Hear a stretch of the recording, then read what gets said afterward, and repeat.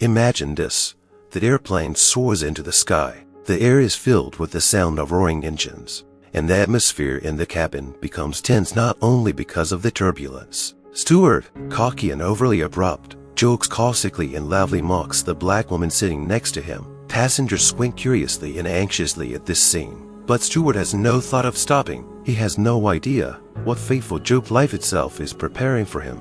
But before you find out how this incredible story unfolded, let us know in the comments what your name is and where you're watching our video from. We love learning more about our wonderful audience. You are our family, and your support and engagement means more to us than you can imagine. Every comment, every like helps promote our channel and inspires us to create more great content.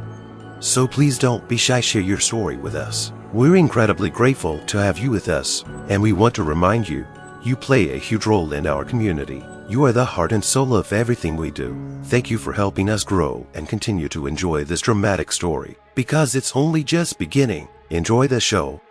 The airplane was preparing for takeoff, the engine making a rumbling, growing sound, like a huge metal beast gathering energy for a leap into the sky. Passengers filled the cabin. Stewardesses with clear, precise movements checked that everything was ready for the flight. Tension hung in the air, mixed with the smell of plastic, fresh coffee, and a subtle note of nervousness. Andrew Harper, a young steward with shrewd blue eyes and a perfectly pressed uniform, moved down the aisle with a confidence he tried to build on in his work. His badge glistened under the light of the ceiling lamps, and his face wore an expression of ostensible friendliness that, if you looked closely, concealed a hint of disdain. Andrew was experienced in his profession, but he had long felt that he deserved more than serving passengers, carrying heavy luggage, and endlessly reminding them of basic rules.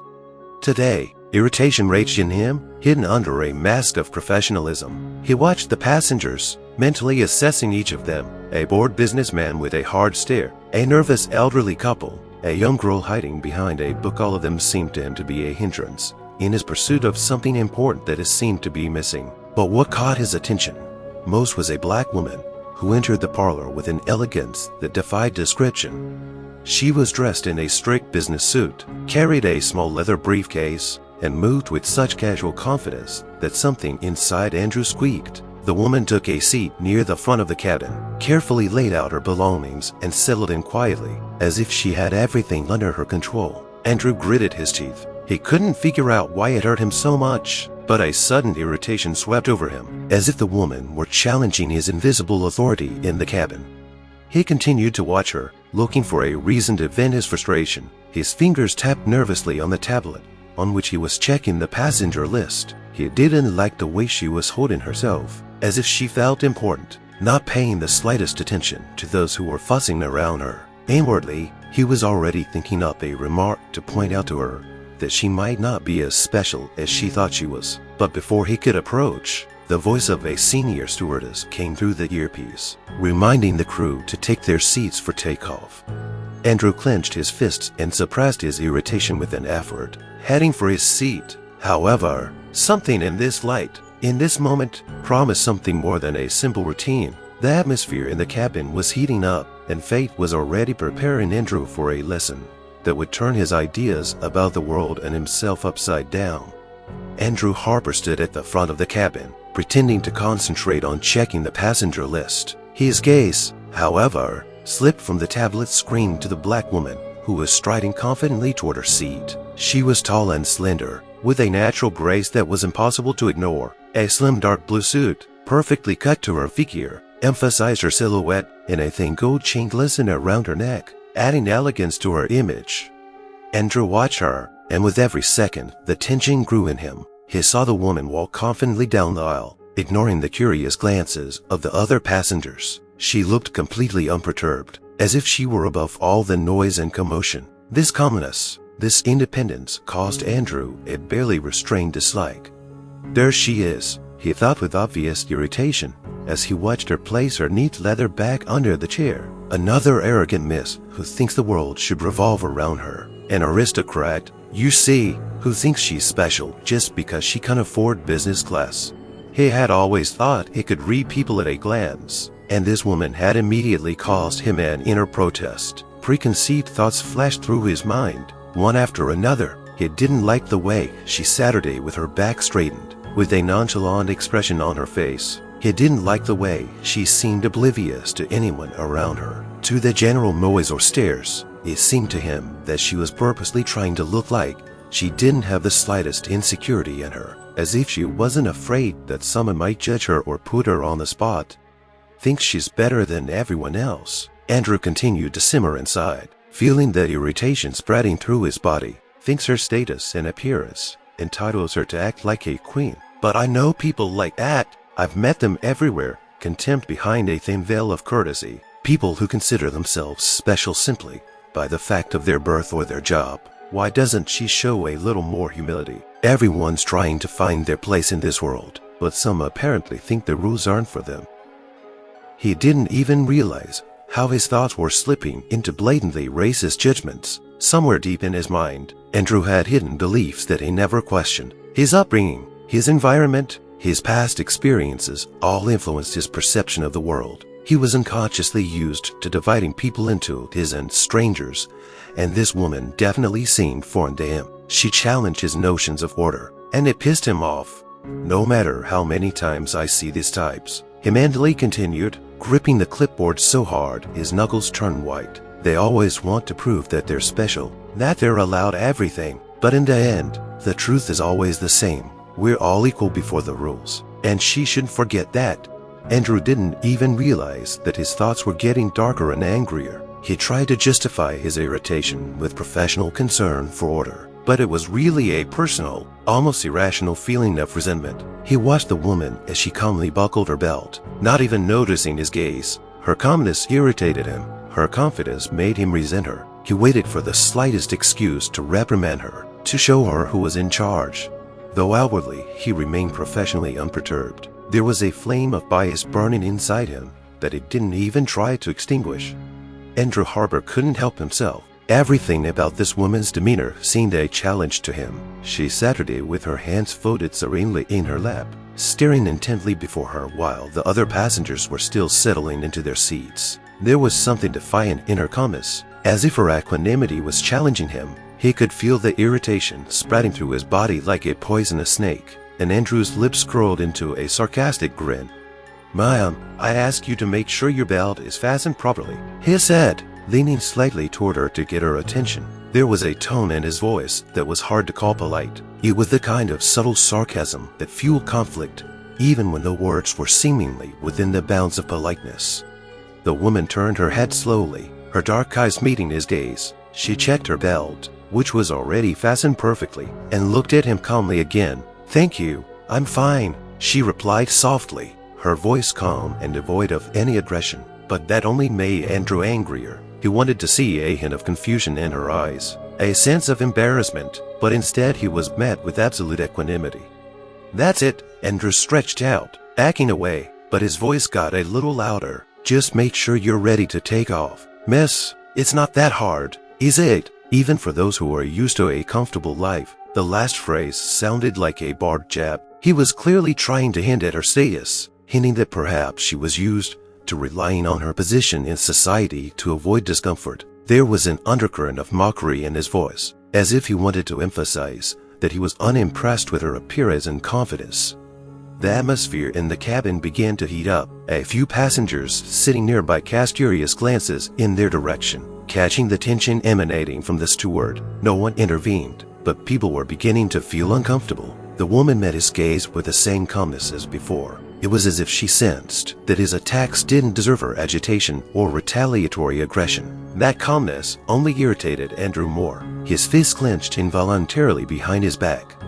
He was not a man who tolerated neglect, especially from those whom he, for some inner reason, considered inferior to himself. An inner voice whispered more and more prejudicial thoughts to him. "You see how important she is," he continued to mentally simmer. "Didn't dignify me with even a hint of excitement. She's probably had everything handed to her on a platter all her life. They're all like that, so arrogant and haughty, ignoring the common people, thinking they can step over anyone." Andrew pretended to adjust something on his clipboard, but his eyes followed her every move. The sarcastic smile was still on his lips. He was eager to continue, to find another reason to make a sarcastic remark, another way to show his superiority. His words may have seemed petty, but they were imbued with a venom he couldn't stop. The woman shifted her gaze back to Andrew, raising an eyebrow slightly, but said nothing. Her eyes were tired, perhaps used to such attacks, but she maintained her dignity. Her silence was more eloquent than any answer, and it was like a red rag on a bull. The cabin was getting tenser and tenser. The passengers were watching the scene unfolding, some of them wrinkled with embarrassment, and some of them frowsy, waiting to see how far the steward would go. And all the time, Andrew could not get rid of the feeling that he had to show his superiority, to prove that he had control over the situation, even if it required going beyond the bounds of propriety. The laughter sounded suddenly in the airplane cabin, like a loud boom that rolled through the cramped space. It was not the kind of friendly, easy laughter that relieves tension, but a husky, obsequious chuckle, restrained but distinguishable. The two passengers, middle-aged men in expensive suits, exchanged glances, smirking in response to Andrew's caustic words. They were clearly enjoying the spectacle and, not missing a chance to support the steward's funny joke, nodded approvingly in his direction.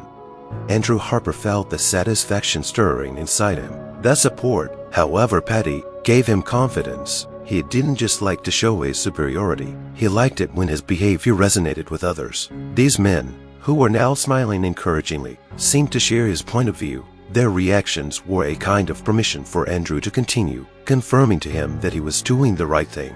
See, a thought flashed through his mind, and his smile grew wider. I'm not the only one here like this. People notice it too. They realize how important it is to keep order and point out other people's arrogance. The woman who had been the object of his attacks tensed slightly, but she remained unperturbed. Her composure was to be respected, but Andrew only saw it as another reason to be annoyed. He felt the rising sense of power that those approving chuckles gave him. It was almost an instinctive impulse. If others supported him, then he was right. It seemed to him that in this narrow world of the salon, he was once more master of the situation, and that no one could challenge his authority.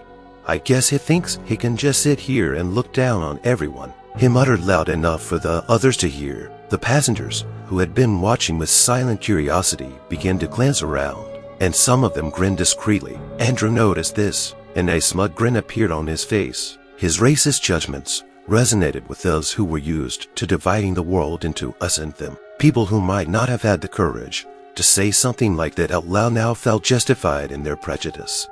Each new reaction seemed to fuel him. He felt his power growing, the support of others becoming crutches to his false sense of rightness. The pleasure of supposed unity with his passengers overshadowed any possibility of realizing that he was fundamentally wrong. Andrew began to speak louder, more sarcastically, as if testing the boundaries of what was permissible, and the men sitting nearby continued to encourage him. Smirking and nodding, the situation between him and the woman seemed to be turning into a performance, supported by those who didn't realize how wrong their behavior was.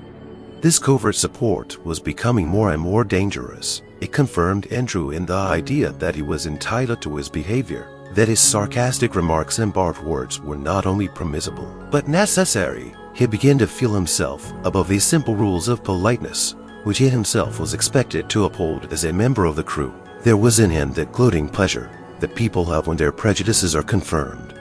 There was a tense silence in the cabin, interrupted only by the hum of the engines and the occasional whispers of the passengers. Andrew Harper stood a little farther back from his seat in the service compartment, still watching the woman who had become the object of his dislike. His accumulated prejudice, fueled by the approving chuckles of several passengers, was now breaking through. He was no longer going to hold back his aggression. A strange gloating flame flared in his eyes as he began to speak louder, as if forgetting his duty as a steward.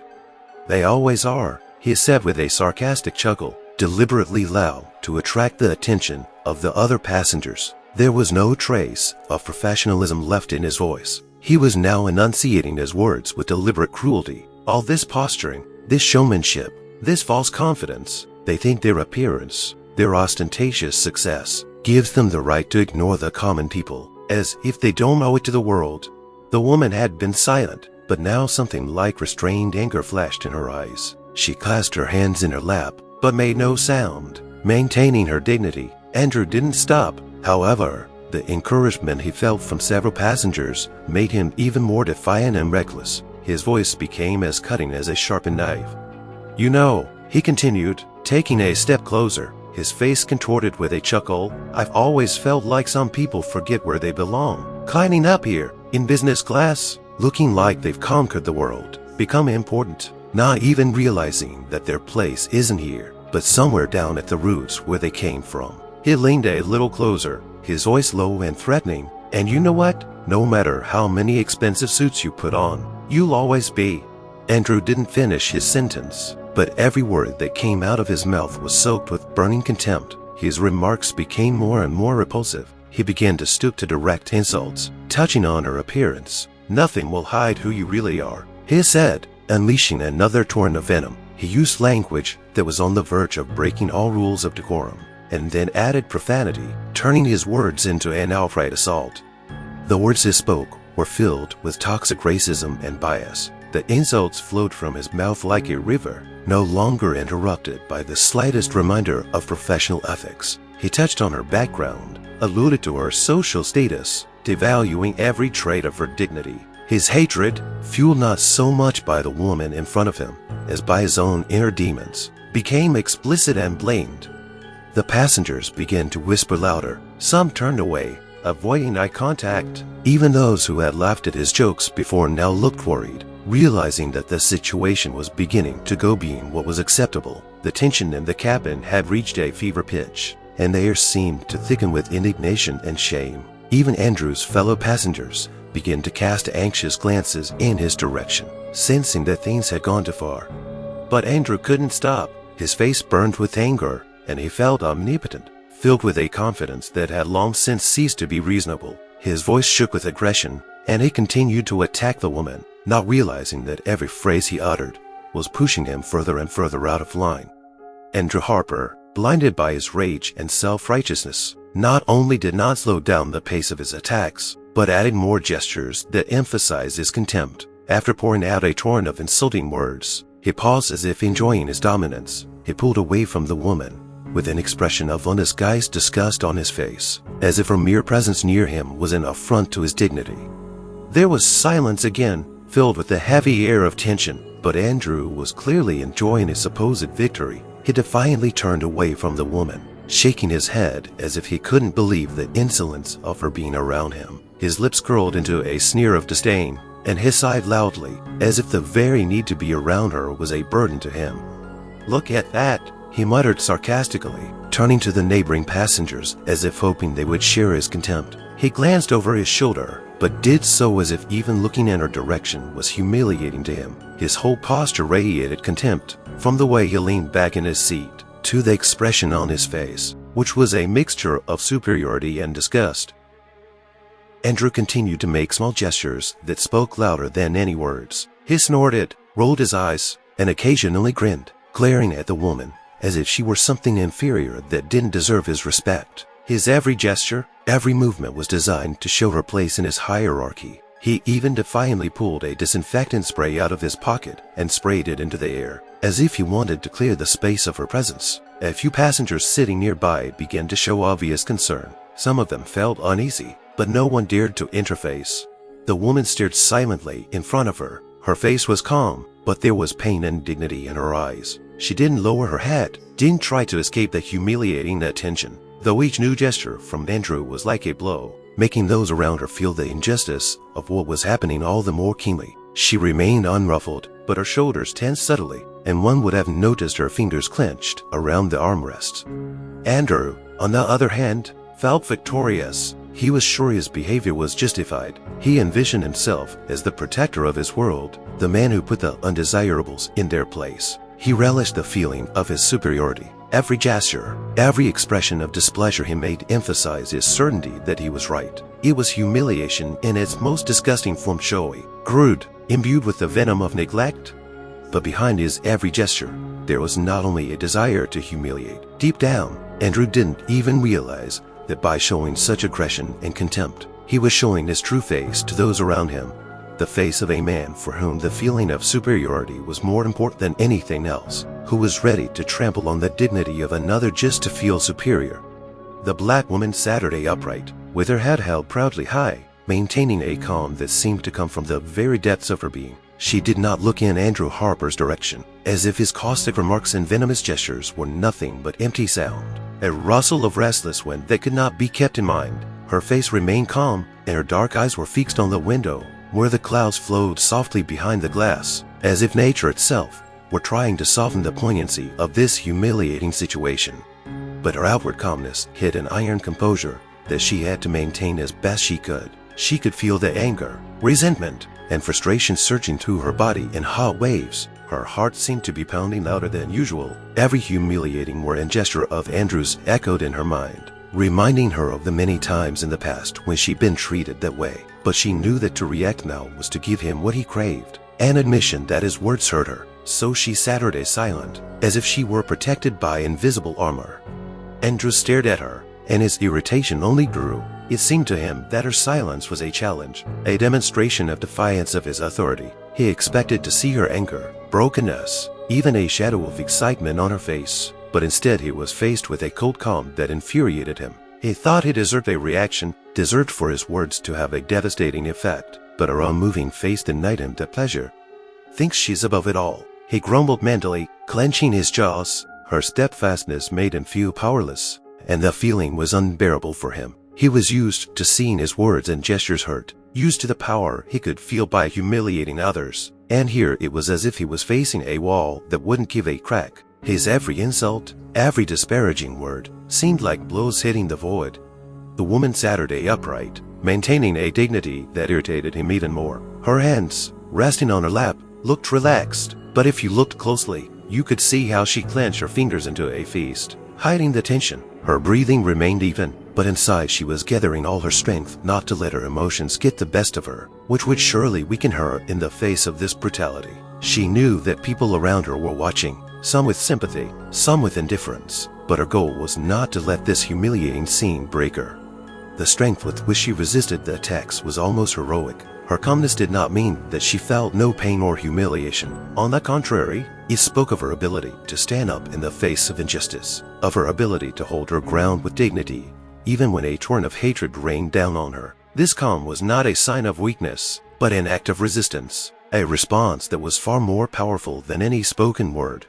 Andrew felt himself beginning to lose control. He had hoped to see weakness, but instead he was confronted with greatness, with a silent power that challenged his entire demeanor. The woman didn't respond, didn't hurl any insults back, didn't ask for help. She just sat there, straight and proud, as if she were as unshakable as a rock, and it drove him crazy. Tension in the cabin reached a critical point when some passengers began to cast anxious glances in Andrew Harper's direction. The unseemly scene playing out before their eyes made some uncomfortable, others indignant. The glances ranged from the woman, who still remained silent, to the steward, who continued to make venomous remarks and express his contempt. But finally, the intervention came. A young stewardess, seemingly polite and collected, approached Andrew. Her eyes betrayed an inner turmoil, but she maintained a professional smile. There was a note of gentleness and a call for peace in her voice, as she softly addressed her colleague. "Andrew, please, I think the situation is getting out of hand. Let me step in and help the passengers so things can go smoothly." She said it with genuine concern, not only for the passengers, but for Andrew himself, trying to smooth over the sharpness of his behavior. She saw that it was going too far, that his words were unacceptable, but she tried to gently bring the situation back to normal. In the eyes of those around her, she could read the hope that the conflict was about to subside, that professionalism and reasonable intervention would do the trick.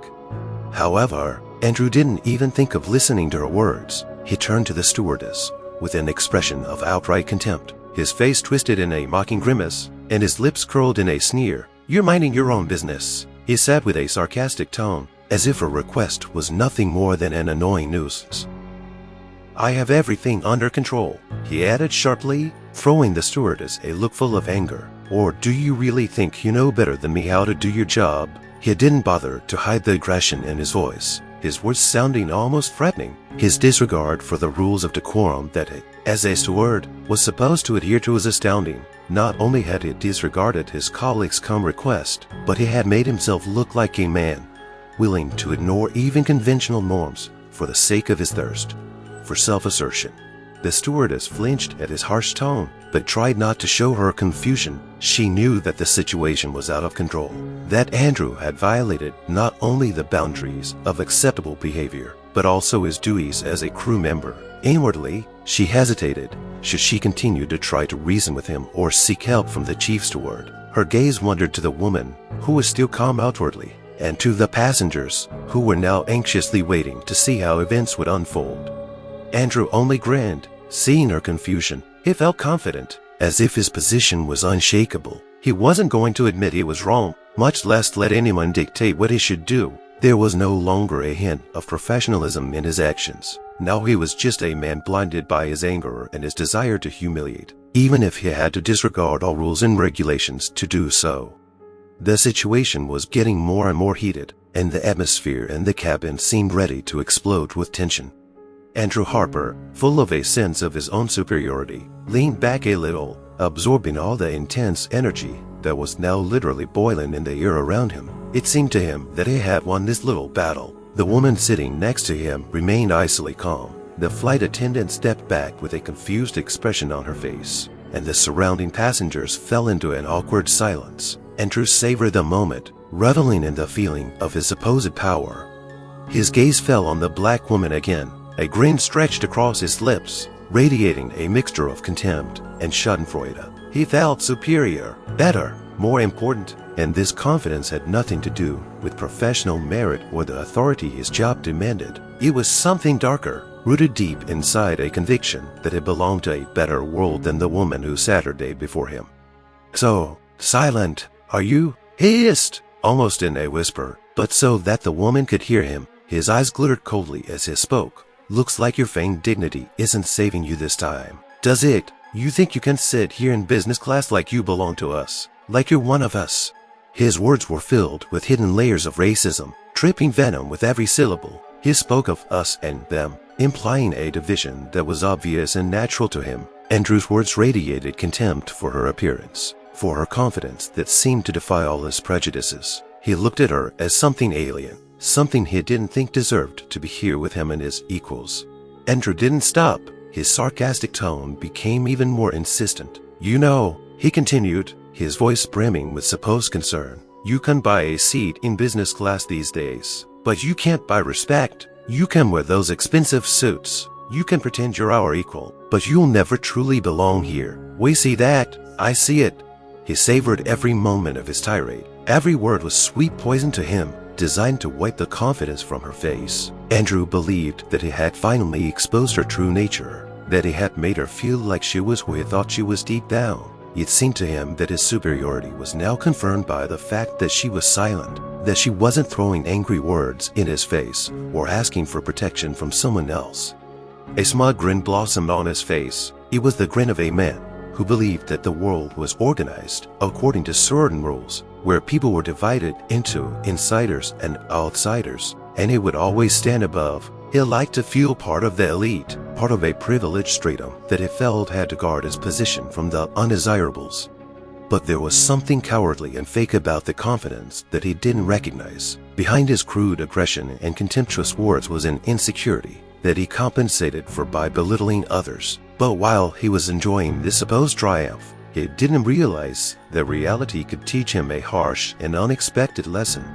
A strange, oppressive atmosphere prevailed in the airplane cabin. A few passengers sitting nearby watched the unfolding scene with curiosity and hidden pleasure. For them, what was going on had become a kind of performance, which, sad as it was, fed the darker sides of human nature. The approving glances and restrained giggles coming from some of them added a sinister tension to the air. The man in the strict business suit grinned at Andrew, nodding his head in acquiescence. He seemed to approve of the humiliation, felt that the steward had every right to show the woman her place. A couple of other passengers, young men who had been flipping through their phones with interest, were now looking at what was happening with a slight excitement, almost greedily, as if they were looking for an opportunity to enjoy the drama that was unfolding before their eyes. Andrew saw the looks and felt the support. Even if silent, it lifted his confidence even higher, confirming his sense of righteousness. Not only was he humiliating the woman, but he felt surrounded by allies who supposedly shared his beliefs. Gloating flared in his soul. Fueled by these views, he loved that he had turned what was going on into something more than a normal conflict. It was almost like theater, and he, Andrew Harper, was the director who controlled every moment. But outside this circle of sympathetic gazes, a different atmosphere was beginning to develop. Many of the passengers who had at first merely watched the events unfold were now beginning to feel distinctly uncomfortable. An elderly woman sitting across the aisle frowned, her lips quivering with indignation. The young couple, who had hitherto Saturday quietly, now glanced over anxiously. The air in the cabin thickened like a heavy cloud filled with electricity that made it hard to breathe.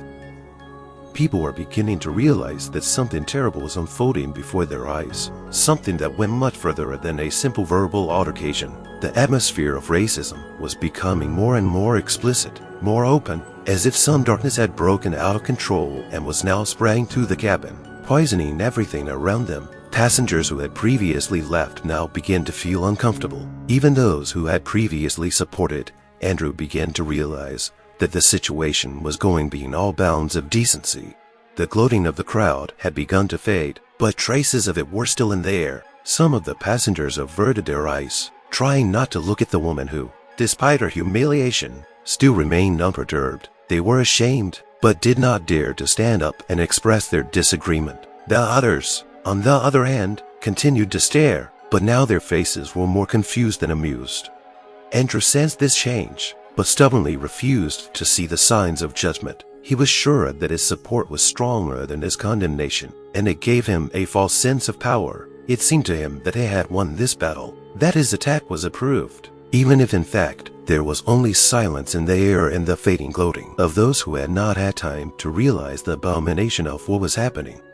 Andrew Harper was standing in the aisle of the airplane, basking in his supposed triumph, when he suddenly decided it was time to reinforce his superiority. If humiliating the woman hadn't elicited the reaction he'd hoped for, perhaps tales of his own accomplishments would help him put a definitive end to this unequal argument. He lifted his chin, straightened up, and spoke loudly so that he could be heard not only by the surrounding passengers, but also, of course, by the woman sitting in front of him. "You see," he began, pretending to address the crowd, but his eyes were fixed on the woman he had just insulted. "Some of us do succeed in life through hard work and our own merit. Everything I have is the result of my effort and ambition. There are no indulgences, no perks. I've earned my place in life." His voice was full of pride, but there was something darker behind the boast. Andrew used this moment to emphasize not only his perceived superiority, but also the idea that some people, in his opinion, held high positions in society undeservedly. He spoke with such vehemence, as if he were trying to prove to everyone around him that his successes were undeniable proof of his worth. "I remember starting at the bottom," he continued, pretending to tell an inspiring story, "working days and nights, getting recognized, unlike those who think you can just walk into a room, put on an expensive suit, and claim respect." There was an undertone in those words again, directed at his interlocutor. He was clearly implying that her successes, as he perceived them, were fake, undeserved. His speech became more and more high-minded, emphasizing social inequality more and more. Andrew emphasized that he deserved every success, every dollar in his account, every opportunity he was given. Contempt sparkled in his eyes, as if anyone who didn't meet his standards was beneath him in rank. "You know," he added, shrugging his shoulders, "these days the world is divided between those who truly deserve their privileges and those who just think everything should fall from the sky to them. I'm one of those who've always fought for my place in the sun." His words sounded so self-righteous that some of the passengers' hearts began to clench with resentment. Those who had initially supported Andrew now realized that his boasting and tales of success were nothing more than another manifestation of his arrogance and prejudice. He was not only humiliating the woman, he was trying to make her look undeserving, undeserved, as if her successes, unlike his own, were illusory. The woman did not respond again. She sat there staring fixedly before her, but there was more dignity in her silence than in any of Andrew's speeches. It was not only a steadfast silence, but a silent protest against his ridicule, against his proud words, which, though loud, had not the slightest meaning in the larger world. But Andrew didn't see it that way. He saw only his own superiority. enjoying the attention of others, even if it was drenched in growing condemnation. He kept bragging as if it would prove him right, inflating his ego, which was built on his preconceived notions and false sense of self-worth. The woman who had so far patiently endured the humiliation and remained unperturbed slowly turned her head toward Andrew Harper. There was no fear or humiliation in her eyes, deep and piercing. Instead, there was confidence there, quiet, but absolutely unshakable. It was the kind of confidence that could not be bought or faked. There was something so powerful in her calm, scrutinizing gaze that Andrew felt a vague but unsettling feeling stirring in him for a moment. She straightened even more, allowing herself to endure the pause that seemed to hang in the air between them. The atmosphere in the cabin seemed to change at that moment. The hum of the airplane's engines became the background, receding into the background. All eyes were on them again, but now they were waiting for her reaction, because she was finally ready to break her silence. "Are you finished?" she asked softly, but in such a way that each word seemed to ring in the air. Her voice was calm, but there was such power in it that it seemed as if she could eclipse the entire torrent of his hatred with a single tone. Andrew hadn't expected to hear her voice, he thought. Her resilience had already been broken, that his cruel words had reached their target, but now he was confronted with something quite different. The woman leaned forward, her eyes staring intently into his, and Andrew suddenly felt insecure, as if his protective mask had cracked. She was no longer silent, and everyone watching the scene felt something in her words that hadn't been there before, an authority that was incomparable to his contrived sense of superiority. "I don't have to prove to you that I'm worthy to be here," she said, her voice sounding firm but calm. "But since you're so sure of your right to judge others, let me explain something." She paused briefly, watching the expression on Andrew's face change. He was still trying to hold it together, but his cocky grin was beginning to fade. Her words didn't just come out, they blew a hole in his confidence. "You may not be familiar with this feeling," she continued, her voice growing colder and crisper, "but there are people who succeed by overcoming obstacles you don't even realize you have. People who, despite prejudice and hatred, learn to remain dignified and strong." Her eyes seemed to penetrate Andrew's very soul, and this time he felt like he was having a hard time withstanding her gaze. He averted his eyes, but the movement only emphasized his weakness. Her words were like blows, but not literally. They weren't cruel, but they were truths he couldn't ignore. Suddenly his confidence began to shake, like a building under which the foundation shook. Her strength lay in the fact that she spoke without aggression, but with such honesty that it was clear his supposed power was just an illusion. At that moment, Andrew's mask really began to fall. He was discouraged, not expecting such confidence and calmness from the woman he had tried so hard to humiliate. The atmosphere in the parlor changed again. Now people were not just watching the scene, they were looking at her with respect and admiration, realizing that it was she, not he, who had the true power. After the woman's words, there was a heavy, suffocating silence in the cabin. It seemed that even the airplane's engines, humming behind the walls, were muffled, as if the whole world was holding its breath. The passengers frownsy, wide-eyed, watching what was happening, not daring even to move. The silence was almost deafening, like an echo of something grand and terrible that had just happened. Andrew Harper stood in the aisle, his face stony, his lips were pressed into a tight line, and he tried to keep his expression of self-confidence, but his eyes betrayed his confusion. He felt his heart thudding in his chest and realized that all eyes were now on him, not just the woman. With each heartbeat, his confidence cracked like brittle glass, and fear began to creep into his mind, eating away at what was left of his self-confidence. How so? A thought flashed through his mind. How could she ruin my victory so easily? He felt trapped, caught off guard at a moment when he expected triumph. Her words sounded like a hammer that shattered to pieces his confidence that he was on top. It seemed to him that everything that was happening was against the rules he knew so well and considered inviolable. Andrew tried to save face, his mind frantically searching for a way to regain control of the situation. He could feel the blood rushing to his cheeks as his face began to burn with rage, with embarrassment, with a realization that he had been caught, and now he looked weak. "No, I can't let her win," he thought through clenched teeth. He tried to collect his thoughts again, but everything that came to mind seemed empty and powerless. Excuses and angry thoughts swirled around in his head, but they no longer sounded as confident as they used to. "She's just lucky," He tried to convince himself, she's just cunning, used to manipulation. People like her always try to make themselves look like victims. But even those thoughts didn't bring comfort. They sounded pathetic, weak, like empty excuses for which he despised himself. His inner voice, which had always told him he was right before, now began to tremble with uncertainty.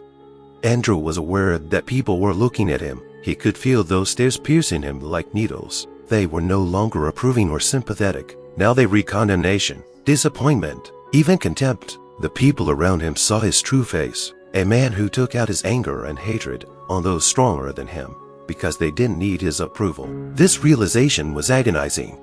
You have to say something, do something, he kept telling himself, but his voice in his head no longer sounded confident. The fear of being exposed, of being made a fool of, was almost unbearable. He wanted to shout something back, to show his superiority again, but the words stuck in his throat. He could no longer find support among the passengers, his confidence evaporating like morning fog, leaving only the taste of shame.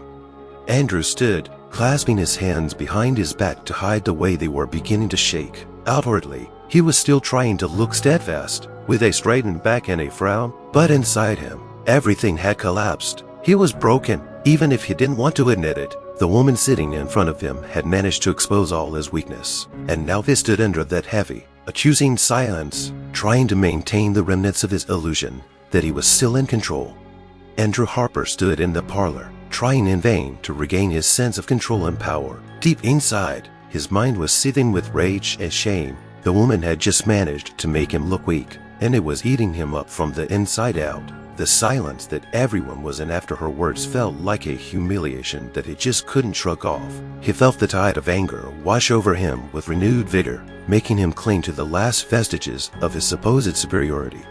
His lips stretched into a nervous grin again, but now it didn't look cocky, but rather forced, like that of a man cornered. You think a few pretty words can change reality, he said, and his voice shook this time, giving away his inner insecurity. He took a step closer to the woman, looming over her, his gaze full of the anger he was trying to hide, but which was still breaking through.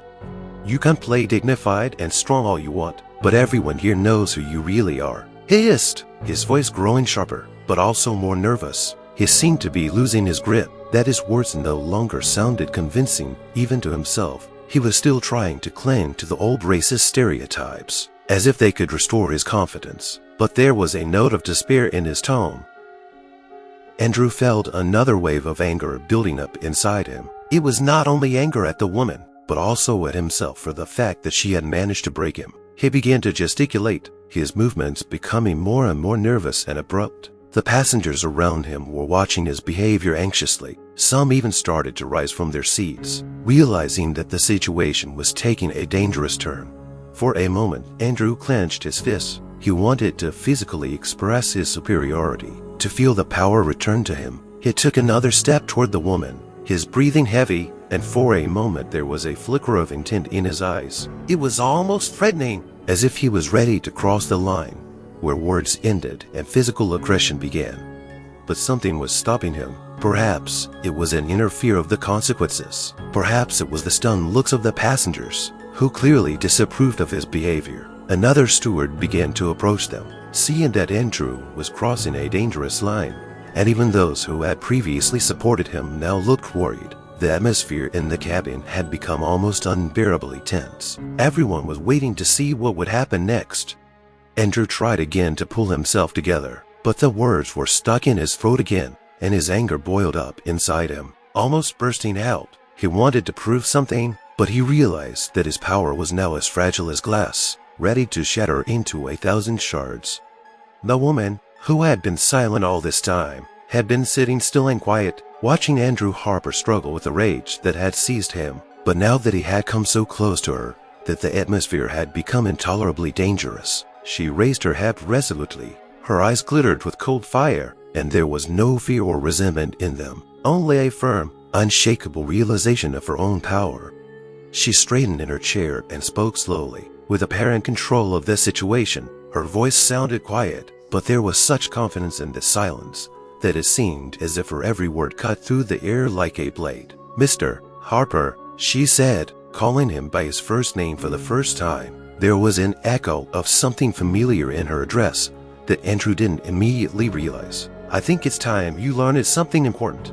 Andrew frowned for a moment. How did she know his name? He felt a chill run down his spine, but his pride and anger prevented him from realizing what was happening. The woman continued, leaning forward slightly, and her gaze became even sharper. "You mentioned merit and how hard you worked to succeed." Her voice was calm, almost impassive, but every syllable echoed in Andrew's ears. "But you might be interested to know that your accomplishments may now be in serious question."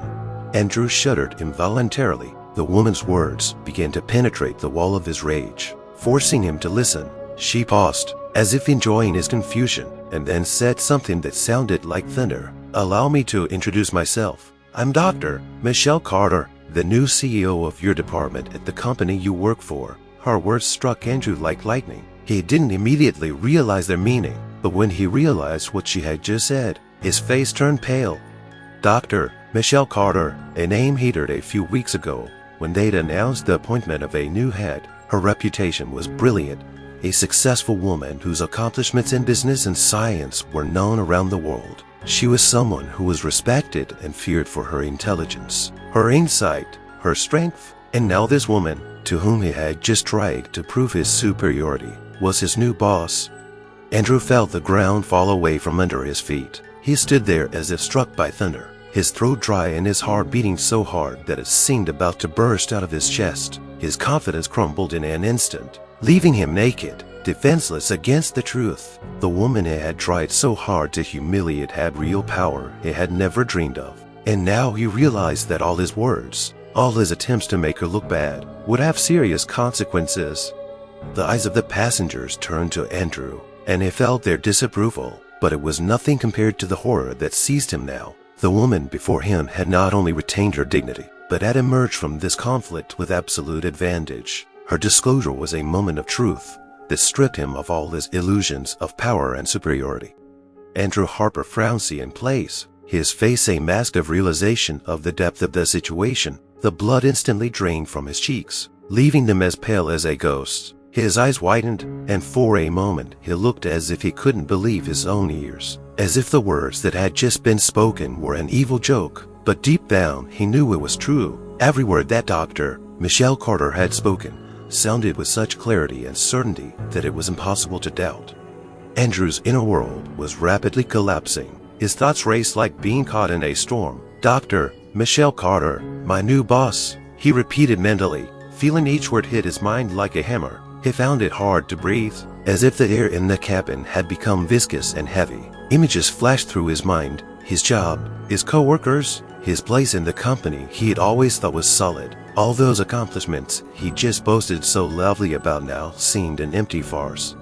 He realized that his future, his career prospects, now hung in the balance. In an instant, he had gone from a man who reveled in his superiority to one who was vulnerable and dependent. Panic swept over him, and he felt his palms become covered in cold sweat. A moment ago, he had been confident in his right to humiliate and insult, but now it was clear to him that his every gesture, every word, could be the cause of his professional downfall.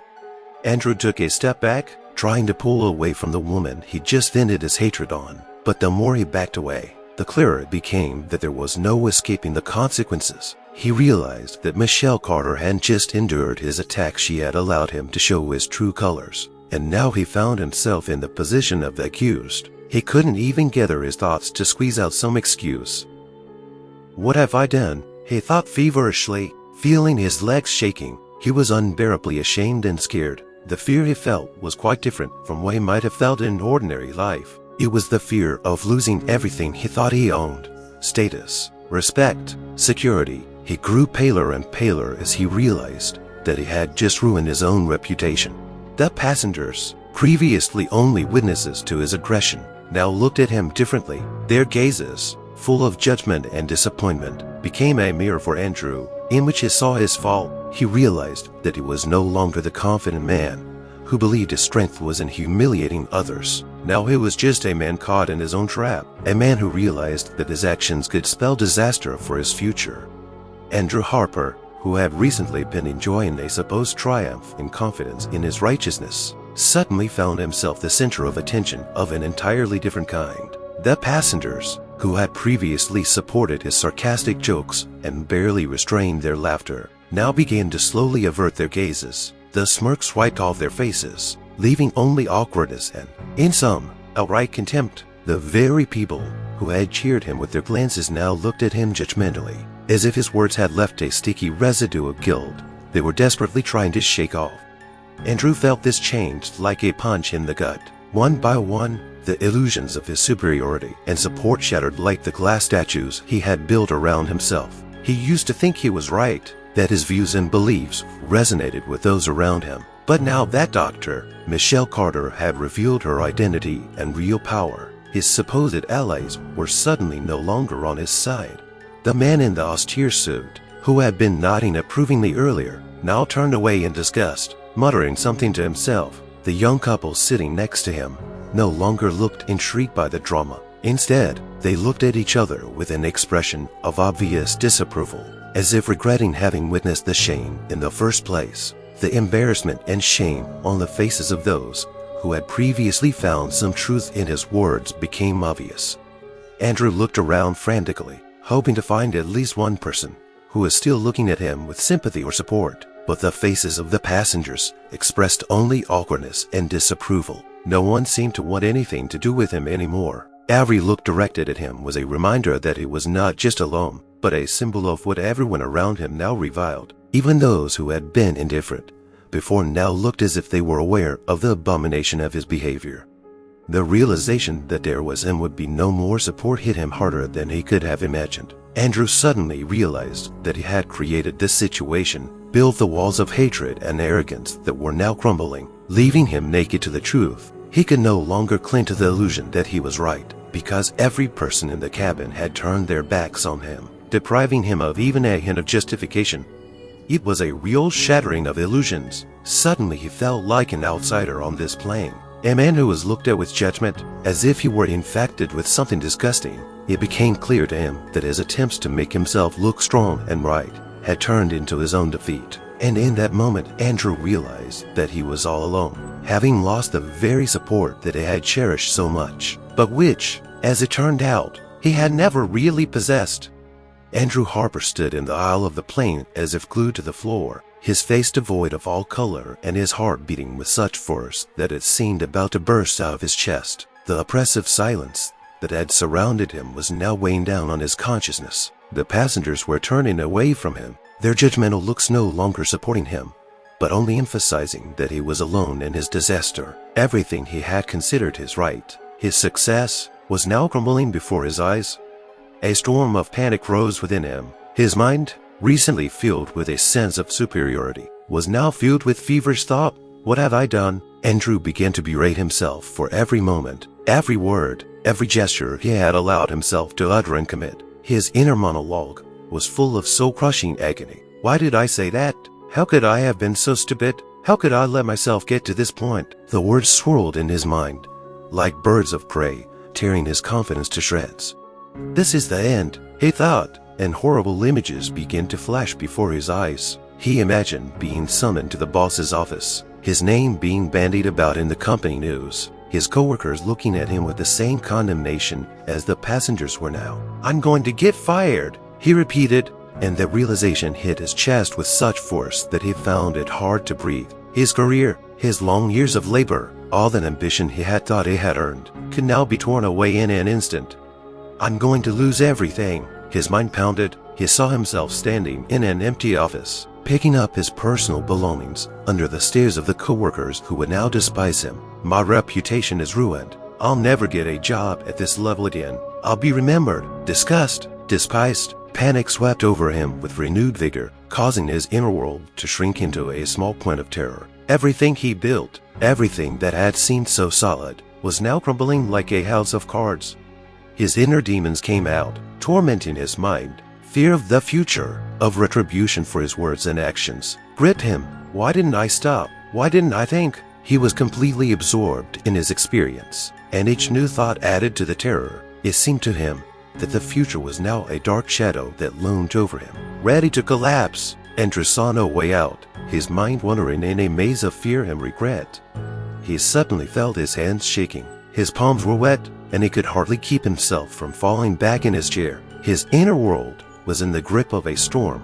All those beliefs that he had thought were his strength were now turning against him. His ego, his pride, his confidence all became ash, exposing only vulnerability and weakness. Andrew Harper stood there, feeling the weight of his actions hanging over him like an ominous cloud. Panic continued to grip his heart, and he knew that the only chance to mitigate the disaster was to try to make amends, to apologize. But the words that had come off his tongue so easily before now seemed an impossible burden. His throat was dry, and he felt it hard to find anything to say that didn't sound empty and pathetic.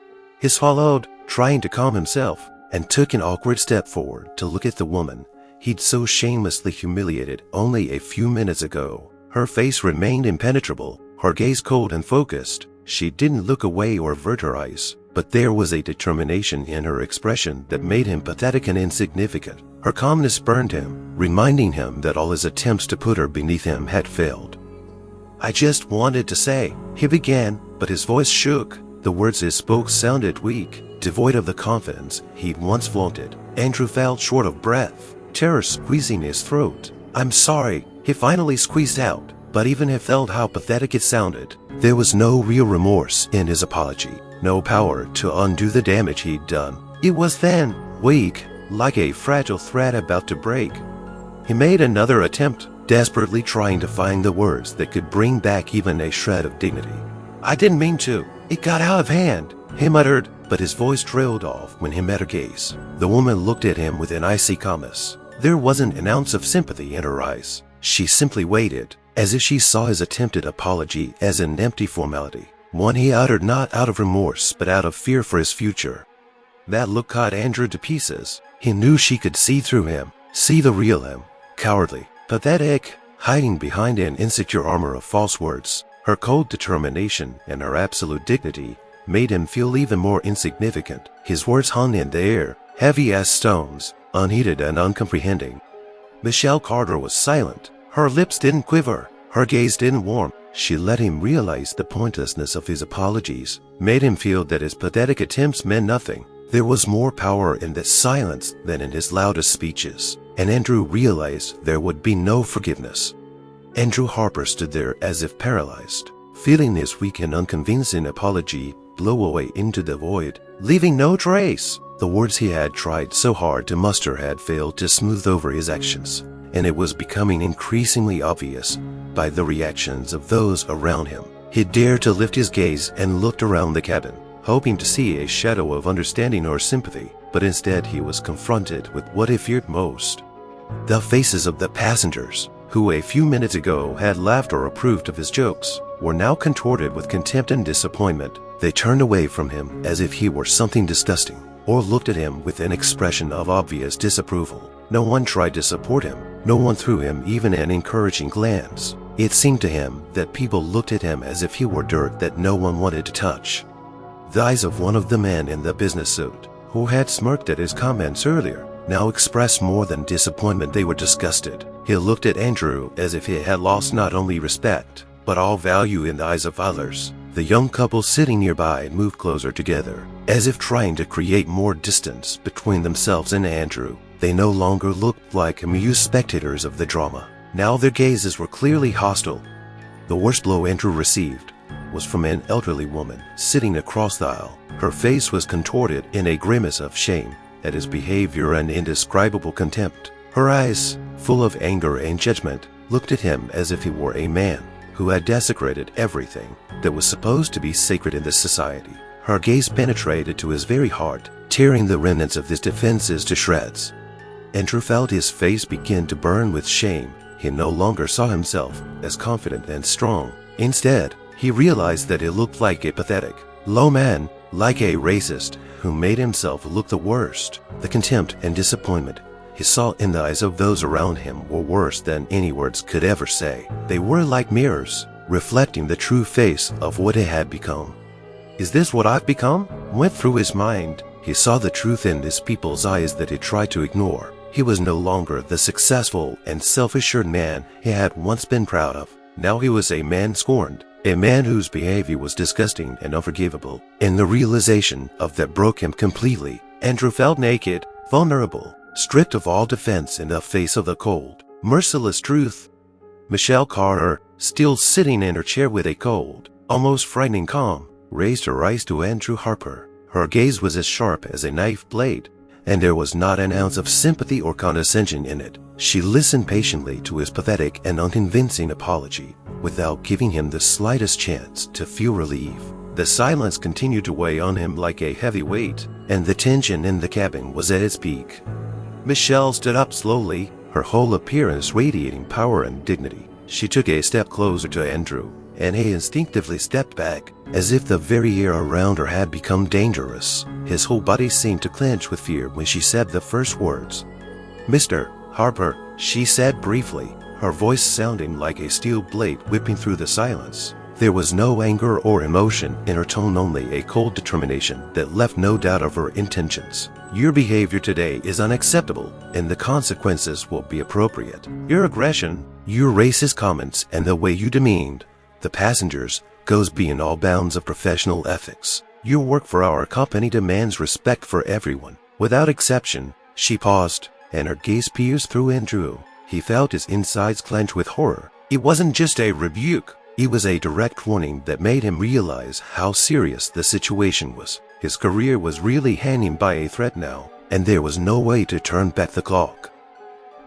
"Upon my return," she continued, her voice still impeccably calm but with an icy menace in it, "I intend to personally review this incident and present it to upper management. Your actions are not only an embarrassment to our company, they call into question your suitability to work for us." The words pierced him like a dagger. Michelle Carter spoke with impeccable confidence, and he knew that her words were not an empty threat. She was looking at him as if he were something low, unworthy of her attention, and there was a final judgment in that look. Andrew realized that he no longer had the slightest chance to justify himself or make things right. Everything he had just tried to build with his pathetic apology was shattered by her cold-blooded reaction. She turned to take her seat, letting everyone know that the conversation was over, but her words left a mark not only on Andrew's mind, but on the entire cabin. The passengers, who heard every word, became even more respectful of her and turned away from Andrew even more. His defeat was final and humiliating, and he realized that the consequences were just beginning. The plane began a slow descent, and Andrew Harper felt the air around him shrink into dense, unbearable walls. He sat in his seat, belted in, and for the first time in his life felt truly claustrophobic. The cabin in which he had spent so much time had suddenly become a cage from which there was no escape. Every movement of that airplane, every sway and rumble of the turbines echoed in his mind, intensifying his sense of hopelessness. His confidence was completely shattered. Everything that had made him strong before was now turning against him. His arrogance, his dismissive behavior, his supposed power, all of it was gone, leaving only emptiness and fear. Fear of the unknown, of the consequences that now seemed inevitable. He couldn't shake the feeling that the trap he'd created had slammed shut, and there was no way out. Michelle Carter sat in her seat nearby, and her presence was another burden for Andrew. He was afraid to even look in her direction, for fear of seeing the contempt or icy indifference with which she had looked at him earlier. Her words echoed in his head over and over again like a sentence. Consequences, higher authority, doubts about his suitability, all of it kept him calm, gave him no chance for respite. At one point, as the plane was preparing to land, he heard Michelle calmly address another flight attendant. Her voice was subdued but absolutely confident. "Please contact ground services and call the police at the airport. Let them know I want to discuss the incident on board." The words sounded crisp, like a command, and made Andrew feel the blood freeze in his veins. "Police," the word echoed in his mind, intensifying his fear. He'd never imagined that his actions could lead to something so serious. He imagined the police waiting for him at the airport, ready to take him away for questioning. His reputation ruined utterly and irrevocably. His mind tried to find a way out, some way to justify himself, but every option seemed pathetic and futile.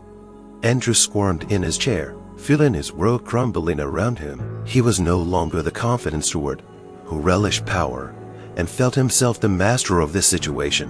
Now he was a man trapped by his own words and actions, squeezed by the fear of what awaited him outside the plane when the wheels touched the ground.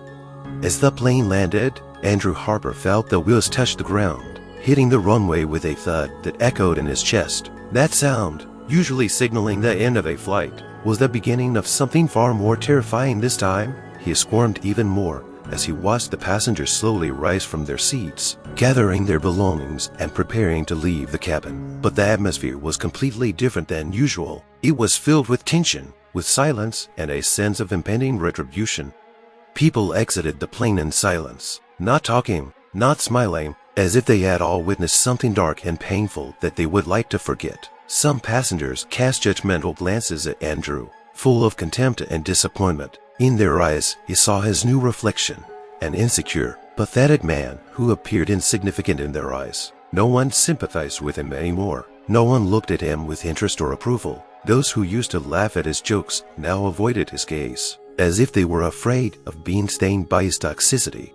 The elderly woman, who had looked at him with disgust during the flight, as she passed by, cast a last glance at him, full of cold contempt. The young couple, who had earlier watched the unfolding drama, now held each other's hands, as if their unity protected them from the abomination they had just witnessed. Andrew felt these gazes like knives stabbing into his soul, and realized that in their eyes he was forever the one who had crossed all boundaries.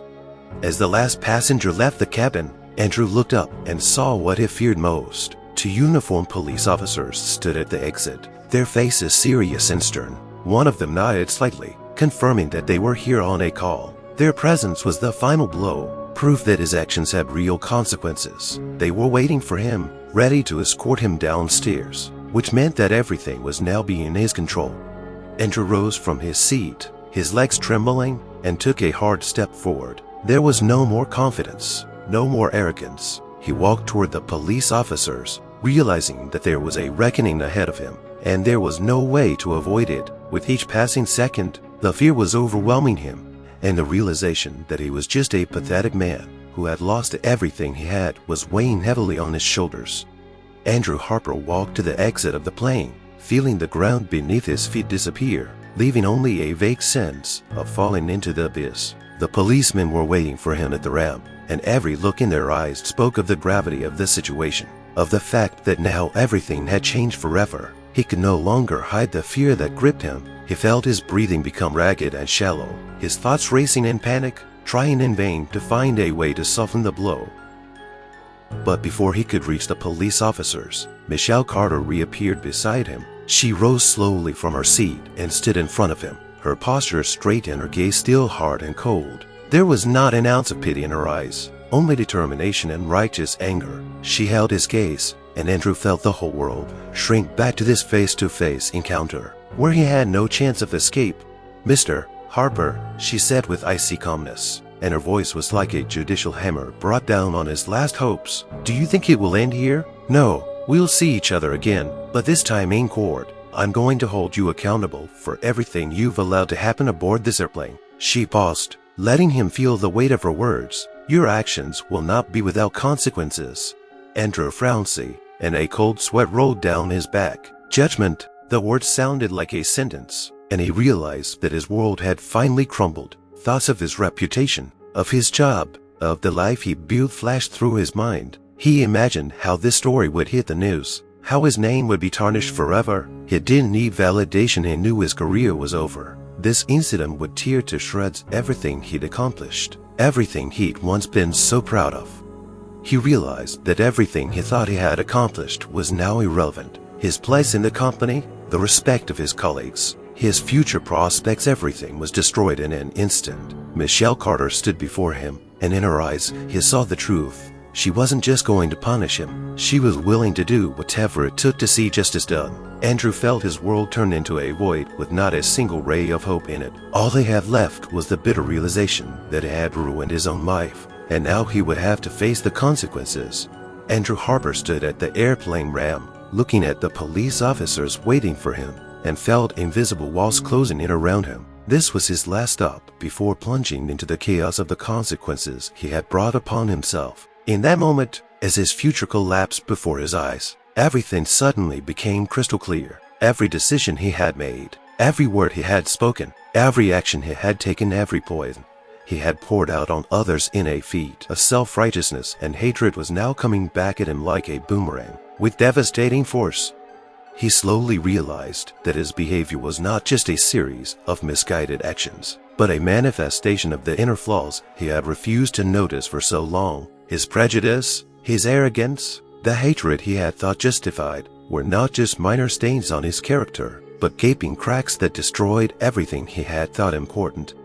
Andrew looked at the passengers leaving the plane and saw each of them carrying with them the memories of his fall. They would never again see him as a man who stood above the rest, but would remember only his cowardly attempt to regain his supposed superiority. He had become a symbol of what he himself feared, a symbol of baseness, cruelty, and racism. And worst of all, he had finally realized that this reputation was deserved. Deep down, Andrew began to realize that fate had taught him a cruel lesson. Life showed him that humiliation and hatred can never be justified, that the feeling of superiority is just an empty shell that can be easily torn. He realized that words and actions have consequences, that every gesture, every humiliating word leaves a trace that can lead to disaster if allowed to get out of control. That moment was a moment of true awakening for him, but too late. He realized that what he thought was strength was actually his weakness, and what he saw as power turned out to be a false mask. He had no way to turn back time or correct his mistakes. Now he had to face what he had created, and that realization was unbearably heavy. The police stepped forward to escort him downstairs, and Andrew felt a shiver run through his entire body. But despite his fear, a realization ignited inside him. If he was ever going to be able to get back on his feet, this lesson had to be his guiding light. He could no longer afford to be who he was. Life had taught him a cruel lesson, and now it was up to him to use that fall to rise again one day, a different man. We've told you the story of how ignorance and hatred can destroy lives, but also how fate teaches the harshest and most important lessons. Now we're interested in hearing from you. Write in the comments what you think about this story. Have you experienced racism or witnessed injustice in your life? How have you dealt with it? We want to create a space where everyone can speak out, because you are very important to us. We truly appreciate each and every one of you who take the time to watch our videos and share your thoughts. Your support, comments, and likes help our channel grow and inspire us to create even more meaningful content. If you enjoyed this story and want to see more, don't forget to subscribe and give us a like. Thank you for being with us. We wish you a good day, and remember, every voice matters, and each of you plays an important role in our community.